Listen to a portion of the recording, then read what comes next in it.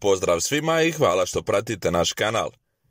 U današnjem videu govorimo o jednoj evropskoj državi koja često mora da opravdava svoje postojanje, a to je Belgija. U sendviču između Francuske, Njemačke i Nizozemske njeno stanovništvo je upravo tako i podijeljeno na one koji govore ta tri jezika. Neposredno nakon njenog osnivanja, druge nacije su počele govoriti o podjeli Belgije.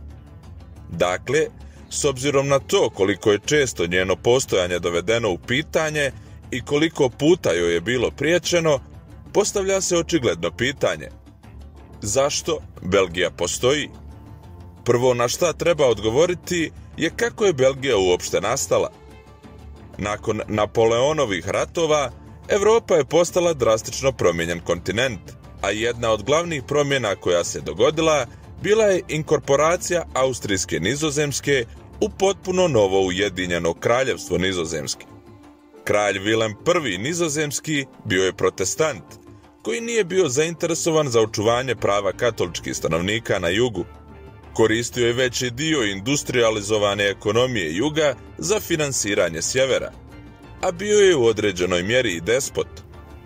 Ovo je očigledno bio problem, te su 1830. godine izbili nemiri, a razgovori su se ubrzo pretvorili u secesiju.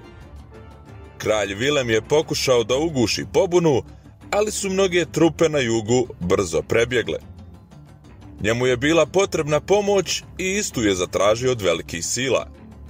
Pomoć je ubrzo stigla, ali na iznenađenje svih, velike sile su pomogle jugu i priznale nezavisnost nove zemlje koja se nazvala Belgija. Priznavanje nezavisnosti obavljeno je pod jednim uslovom. To je morala biti monarhija, jer određena vrsta republikanizma nije dolazila u obzir. Belgijanci su konačno trebali dobiti kralja koji bi ih predstavljao, lokalnog katolika i čovjeka koji neće pokušati da proširi moć monarhije i koji neće postati despot. Ipak, umjesto toga, za kralja su dobili Leopolda I, protestanta koji je govorio njemački i koji je brzo proširio moć monarhije. Čak i sa Leopoldom na čelu, Belgija je bila zadovoljna, s obzirom na činjenicu da je na Londonskoj konferenciji Francuska predložila da se teritorija Belgije podijeli između susjednih zemalja. Ovo je bio plan za obračun koji Britanci nisu prihvatili. Za Britaniju, Belgija je bila važna tampon država, koja je trebala da ima ulogu ograničavanja razmjera svakog budućeg franko-pruskog sukoba, odnosno bilo kakvog francuskog daljeg širenja. Vilem I nije prihvatio belgijsku nezavisnost, te 1831. godine izvršio invaziju na Belgiju, ali su Francuzi pritekli Belgijancima u pomoć, te ubrzo poslali Nizozemce kući. 1839. godine kralj Vilem je prihvatio belgijsku nezavisnost i Nizozemska više nikada neće pokušati da povrati jug. Iste godine Britanija je garantovala belgijsku neutralnost. Neposredno nakon formiranja belgijske države pojavile su se tenzije između stanovništva koje je govorilo nizozemski na sjeveru, odnosno Flamanaca, i Valonaca koji govore francuski na jugu, a čiji je jezik ujedno bio i službeni jezik države. Prvobitna nada i očekivanje bilo je da se sjevernjaci vremenom navedu i primoraju da govore francuski, ali to se naravno nikada nije dogodilo. Tenzije između ove dvije grupe su rasle i bile prisutne, ali nikada do te mjere koja bi ugrozila postojanje Belgije ili možda dovela do njenog raspada. Oba naroda su uglavnom smatrala da je jedinstvo unutar Belgije bolje od svih drugih ponuđenih alternativa. Dakle, šta se dešavalo sa daljim prijetnjama? Znati zašto je Belgija uopšte nastala nije isto što i pitati se zašto još uvijek postoji. Nova država ipak nije bila bez briga. Njen geografski položaj joj to nije dozvoljavao. Francuski i njemački lideri su krajem 19. i početkom 20. stoljeća imali pretenzije prema teritoriji Belgije, ali britanska garancija u strahu od narušavanja ravnoteže snaga zaustavila je bilo kakvu akciju. Tek u Prvom svjetskom ratu dogodila se druga opipljiva prijetnja po opstanak Belgije, kada su njemačke trupe ušle u zemlju, a s ciljem da što lakše dođu do Francuske. Njemačka je okupirala veći dio Belgije i nakon rata plan je bio da se ova područja pripoji Njemačkoj i da postanu krnja država pod novom monarhijom.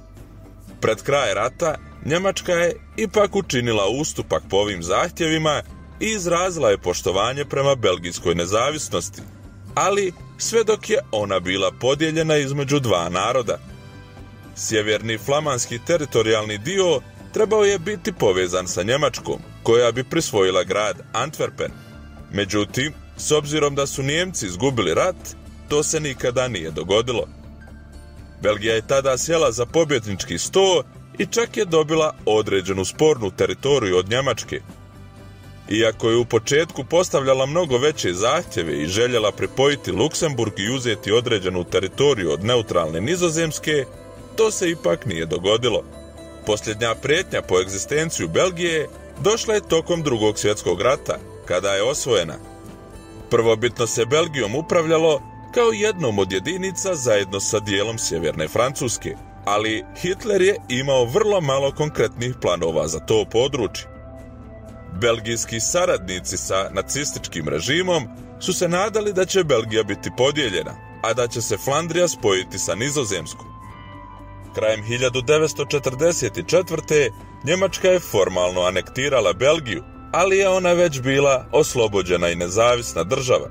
Nijedna druga nacija nakon tih dešavanja nije prijetila belgijskom postojanju i svi pokušaji podjele države od tada bit će isključivo unutrašnje prirode.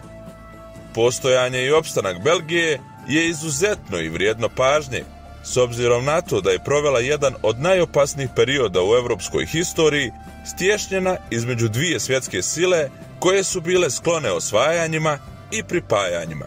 Na kraju, belgijski narod je smatrao ujedinjenje uprkos svim njihovim međusobnim razlikama mnogo boljim i prosperitetnim rješenjem od bilo koje druge alternative.